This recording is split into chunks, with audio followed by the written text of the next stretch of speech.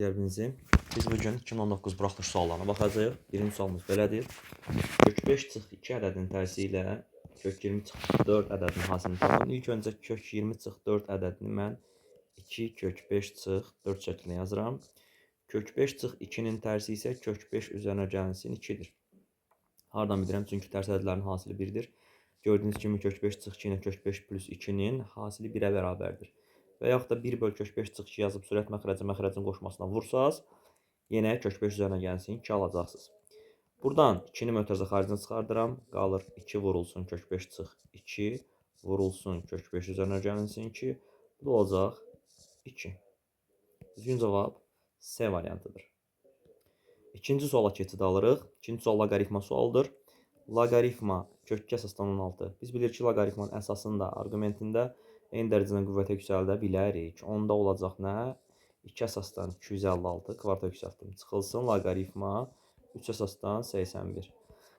Loqaritma tərifinə görə bilirsiniz ki, loqaritma a əsasdan b n-ə bərabərdirsə, deməli a üstü n b-yə bərabərdir. Yəni loqaritma 2 əsasdan 256 deməkdir ki, yəni 2-nin üstü neçə 256 eləyir. 2-nin üstü 8 256 eləyir. 3 əsasdan 81 nə deməkdir? Yəni 3-ün üstü neçə 81 eləyir. 3-ün üstü 4 81 eləyir. Cavab olacaq 4. Üçüncü suala keçid alırıq. Üçüncü sual trigonometrik tənliyə aid sualdır. Və biz trigonometrik tənlikləri necə həll edirik göstərəcəm sizə. İlk öncə biz burada əsas trigonometrik enliyi bilməliyik. Hansı əsas trigonometrik enlikdir? Baxın, 1 plus kotangens kvadratı alfa bərabərdir 1 bölünsün sinus kvadratı alfaya. Bu düsturu biz bilirik əsas trigonometrik enliklərdən. Ona görə bunu burada tətbiq edəcəyik. Nə edirəm? Misal olduğu kimi yazıram. Yazıram kosinus 2x çıxılsın kotangens kvadratı 2x bərabərdir 1,5 çıxılsın 1 böl sinus kvadratı 2x yenə yazacağım. 1 üstə gəlinsin kotangens kvadratı 2x. Aha, buradan yazıram kosinus 2x çıx kotangens kvadratı 2x bərabərdir 1,5 çıx 1 çıx kotangens kvadratı 2x. Baxın, buradan kotangens kvadratı 2x-lər islah getdi. Qaldı kosinus 2x bərabərdir 2-də 1-ə, yəni 0,5-ə. Və kosinus x bərabər a tənliyinin həlli x bərabərdir müsbət mənfi arc kosinus a, yəni pi bölünsün 3 üzərinə gəlinsin 2 pikadır. Hər tərəfi 2-yə bölsəm x bərabərdir müsbət mənfi pi bölü 6 üzərinə gəlinsin pika. Düzgün cavabımız olacaq D variantı. Dördüncü sual komplekslərinin moduluna aid sualdır. Bu sual artıq proqramdan çıxarılıb deyə bu sualın izahını vermək istəmirəm, vaxtınız getməsin. Burada düzgün cavab 5,2-dir. 5-ci sual isə törəməyə aid sualdır. Yeni proqramda, buraxılış proqramında törəmə olmayacaq, amma təbii ki, blokda bu bizə lazım olacaq. Ona görə bunun izahını verəcəm. X kubunun törəməsi bizə verir 3x kvadratı. Əmsal da 3-də 1-dir, yəni 3-lər gedir, qalır x kvadratı. Düzgün cavabımız olacaq A variantı. 6-cı suala keçid alaq. 6-cı sual trigonometrik funksiyalar üçün toplama düsturlarına aid sualdır. Sinus alfa çıx beta düsturunun açmasını hamımız bilirik. Sinus alfa çıx betanın açılışı nədir? Sinus alfa kosinus beta çıxılsın kosinus alfa sinus beta. Üzərinə gəlinsin yenə kosinus alfa sinus beta bölünsün sinus alfa. Buradan gördüyünüz kimi bunlar islah getdilər. Qaldı sinus alfa kosinus beta bölünsün sinus alfa. Sinus alfalarda ixtisar gedəndə nə qalır? Kosinus beta qalır. Düzgün cavab Y variantıdır. 7-ci suala keçid alırıq. Müstəvi verilib. Müstəvidən 12 sm məsafədə. Yəni buradan bura məsafə 12-dir. Müstəvil 60 dərəcəli bucağı əmələ gətirən mail çəkilib. Müstəvil 60 dərəcəli bucaq əmələ gətirən mail çəkilmişdir. Bu mailin müstəvi üzərindəki proyeksiyasını tapmaq lazımdır. Gördüyünüz kimi bu maildir. Bu hissə perpendikulyardır. Bəs proyeksiya nədir? Proyeksiya perpendikulyarın oturacağı ilə mailin oturacağı arasındakı məsafədir. Bu hissə adlanır proyeksiya. Baxın. Bizə deməli 30, 60, 93 bucağı əmələ gəlir. 60 dərəcəli bucaq qarşısındakı katet, yəni 12, digər katetin, yəni proyeksiyanın kök 3 mislidir. Yəni x kök 3 bərabərdir 12-yə. X nəyə bərabərdir? 12 bölü kök 3. O diləcək nə? 4 kök 3. Düzgün cavabımız olacaq B variantı. 8-ci suala baxırıq. 14-dən böyük 25-dən kiçik olan 3-ə qalıqsız bölünən natural ədədlər göstərilir. 14-dən böyük deyirsə, deməli C variantı getdi. 25-dən kiçik deyirsə, Y variantı da getdi. 3-ə bölünən ədədlər A variantında 9 var, bölünmür. B variantı 23 var, bölünmür. Cavab olacaq D variantı. İndi isə 9-cu suala keçid alırıq. AOD 110 dərəcədir. BOC 80 dərəcədir. DOC isə 100 dərəcədir. Bizdən AOB-ni istəyir. Bura bir x deyirəm. Toplayanda 290 eləyir. Deməli, tam 360 dərəcədir. Ona görə 70 dərəcə qalacaq burada. 10-cu suala keçid alırıq. Burada deyir ki, ədədlər neçə faiz natural ədəddir. Baxın, 8 ədəd var. Neçəsi naturaldır? Ancaq 2-si naturaldır. Deməli, 8-də 2 hissəsidir. Onda faizli ifadə edərkən 100-ə vururuq. Olacaq 25%.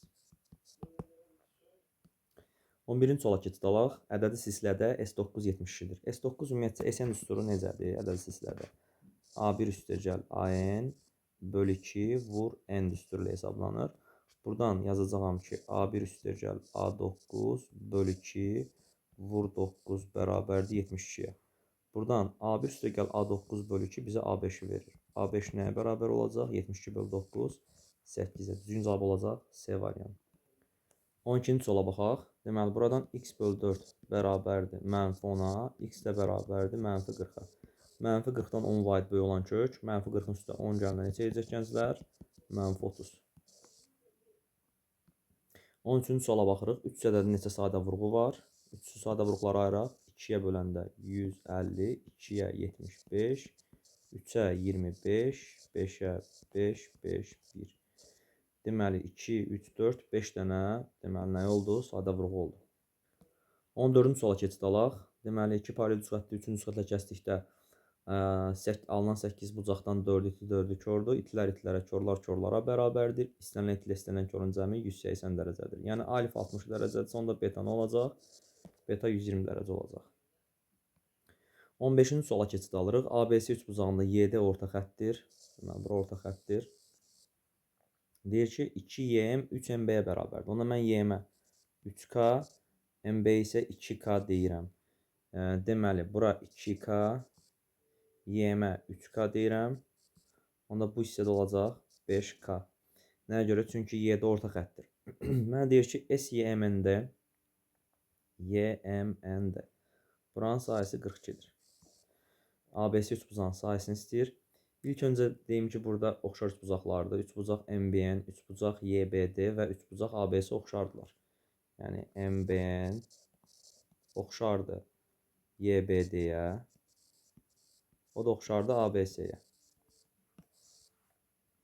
İndi baxın, biz bilirik ki, oxşar üçbucaqların sahələr nisbəti tərəflərinin kvadratları ilə mütənasibdir.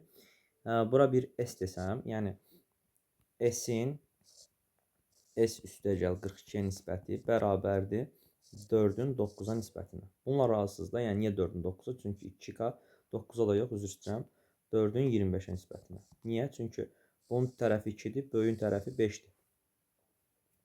İlk öncə buradan S tapmaq istəyirəm. Buradan olacaq 25S bərabərdir 4S üzərinə gəlinsin. 42-nin 4-ə vuranda eləyəcək 168. 21S bərabərdir 168-ə. S də bərabərdir 8-ə. Deməli, bura oldu 8. Yaxşı. Bu 8 ilə 42-ni toplayanda neçə eləyəcək? 50. Baxın, bu hissə orta xəttin ayırdığı üçbucaqdır. Orta xəttin ayırdığı üçbucaq bu üçbucağın sahəsinin 4də 1-idir. Bura 50-dirsə əgər, yəni bu hissə 50-dirsə, bu hissə 50-dirsə, onda ümumi üçbucağın sahəsi SABC olacaq 200. Gəldik 16-cı suala. 16-cı suala deyir ki, oturacağı romb olan düz paralelleped. Ümumiyyətcə, düz paralellepedin yan tili oturacaq müstəvisə nədir? Perpendikulyardır. Yaxşı, oturacağı rombdur. Oturacağı rombdursa, gənclər, bunu deməli, burada rombu qıraqda çəkirəm ki, mənə lazım olan tərəfi tapım. Çünki şəkil belə olacaq. Deməli, düzbucaqlı paralellepiped formasındadır, amma oturacağı düzbucaqlı deyil. Oturacağı bunun nədir? Oturacağı rombdur. Yəni bu hissələr rombdur. Sadəcə olaraq yan til oturacaq müstəvisinə perpendikulyardır. Diaqonalları 16-18-dir. Burada çəkirəm. 16-18-dir və diaqonallar kəşf nöqtəsini yarıya bölünür. Bunu bilirsiniz. 16-12-dir. Üzr istəyirəm. 12-6-6 bölünəcək. 16-8-8 bölünəcək. Deməli, burada Pifaqor teoremini bu düzbucaqlı tətbiq eləsək, bunun bir tərəfi 10 olacaq. Yəni, bunun oturacağının tərəfləri nədir? 10-dur. Hündürlüyü 8-dir. Yan səthin sayısını tapın. Yan səthin sayısını tapmaq üçün gördüyünüz kimi yan səthi hamısı düzbucaqlıdır və gördüyünüz kimi bütün üzlər bir-birinə bərabərdir. Yanda 4 dənə üz var. Bir üzün sayısı, düzbucaqlı sayısını tapsaq 8 vur 10-dur, 80-dir. Yəni 4 dənə də düzbucaqlı var. 4-ü də 10 vur 8 şəklində sayısı. Ona görə 4-ə vururam, olacaq 320. 17-ci sual çox sadə sualdır. Düzbucaqlı eni 12, sayısı 360-dır. Uzunluğu tapmaq üçün 360-ı bölürük 12-yə. Eləyəcək neçə? 30. Yəni perimetr istəyir. Perimetr də bərabərdir. 2 vurulsun A plus B. Yəni 12 üstə gəl 30.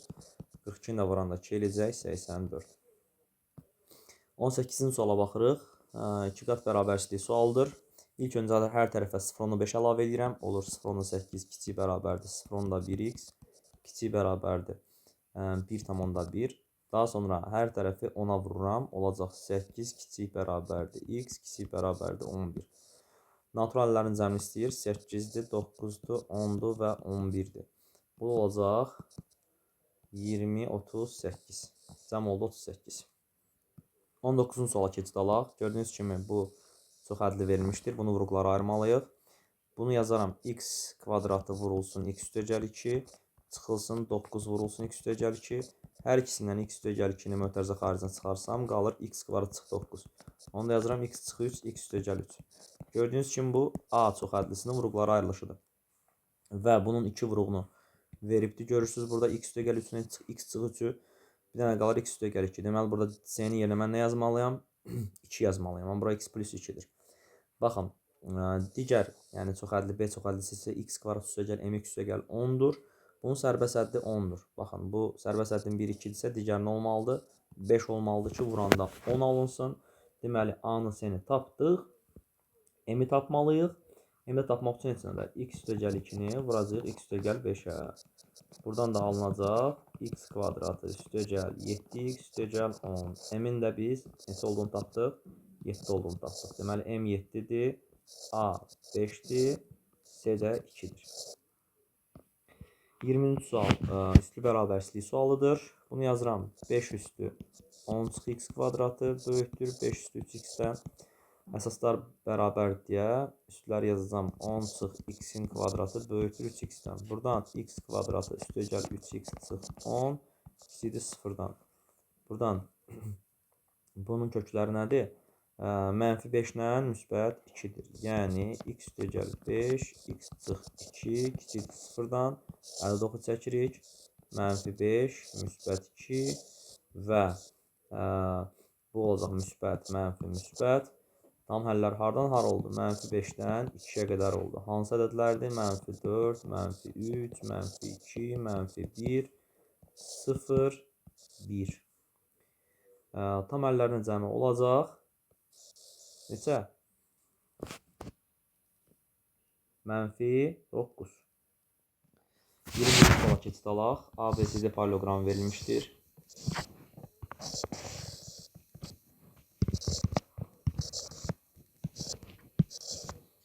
Adi tərəfi 14 cm-dir.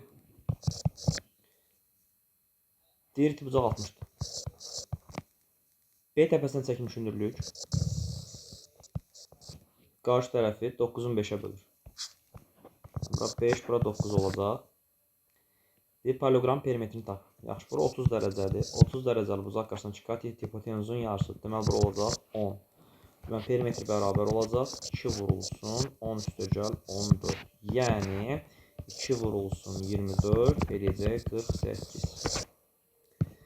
22-ci suala keçid alırıq. Silindr verilibdir.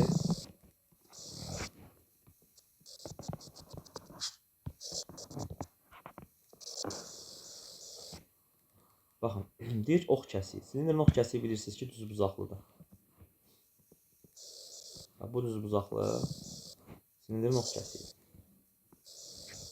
Və bunun diaqonalı kök 73. Buna nədir? Kök altında 73. Oturacağın radiusu 1.5-dür. Deməli, oturacağın tərəfi nədir? 3-dür. Yəni, düzbucaqlının tərəfi 3-dür. Oturacağı 3-dür. Silindrin hündürlüyünü tapın. Çox rahat oldu. Deməli, burada Pifaqor teoremi tətbiq edəsəm, h kvadratı bərabərdir. Kök 73 kvadratı 73, çıxılsın 3-ün kvadratı 9. H kvadratı bərabərdir 64-ə. H da bərabərdir 8-ə. Deməli, hündürlüyümüzün 8 olduğunu tapmış olduq. 23-cü suala keçid alırıq. Funksiyanın təyin oblasti. Funksiyanın təyin oblasti nədir? X-in ala biləcəyi qiymətlərə, mümkün qiymətlər deyirlər. Funksiyanın təyin oblasti. Surətdəki X istənilən qiymət ala bilər. Bizim üçün önəmli olan məxrəcdəkidir. Həm məxrəcdədir, həm də cüt dərəcədən kökün altındadır. Onda yazarıq. 0.7 çıx 1.4x böyükdür 0-dan. Burada 1.4x kiçikdir 0.7-dən. 14x kiçikdir 7-dən. X kiçikdir 2-də 1-dən. Yəni, mənfi sonsuzluqdan hara qədər? 0.5-ə qədər. 24-cü suala keçid alırıq. Deməli, burada tənliklər sisteminin sonsuz sayda həll olması üçün A1 bölü A2, yəni A bölü 2, x-lərin əmsallar nisbəti bərabər olmalıdır. Y-lərin əmsallar nisbətinə o da bərabər olmalıdır. Sərbəst hədlərin nisbətinə. Və A üstə gəlir M3-dür, gənclər. Mən onda bu hissədən bu ikisindən nə yazaram? İkisindən yazaram ki, 2M bərabərdir 4A-ya. M də bərabərdir 2A-ya. M-in yerinə yəni 2A qoymalıyam. Olacaq A üstə gəlinsin 2A 3-dür. A-mız nəyə bərabərdir? A-mız 1-ə bərabərdir. A-mız 1-dir. M-miz isə nədir? M-miz isə 2-dir. Heç nə, yerinə qoyacaq. Buradan B-ni də tapacaq. Fərqi yoxdur. Yaza bilərik 2 bölünsün 4 bərabərdir 5 bölünsün B-yə. Gördüyünüz kimi M yerinə 2 qoyub bu tənasibi həll elədim. Buradan B-nin 10 olduğunu tapırıq. 25-ci suala keçid alırıq. Hüseynin də iştirak etdiyi musiqi festivalında 20 iştirakçı var. Şuşat nəticəsində Hüseyin ilk 3 çıxış edən, yəni birinci, ikinci və ya üçüncü ola bilər.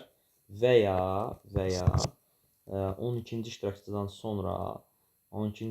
sonra deyəndə, yəni 13-cü, 14-cü, 15-ci, 16-cıya qədər. Deməli, 6 dənə hal oldu. Hüseyin üçün 6 nömrə oldu. Ümumi 20 nömrə var. Deməli, olacaq 6 bölü 20. Ehtimalımız olacaq. Deməli, 0,3. Gənclər, və ya sözü olanda deməli, ehtimallar toplanılır. Bunu belə də yaza bilərik. 3 bölünsün 20 üstə gəlinsin. 3 bölünsün 20.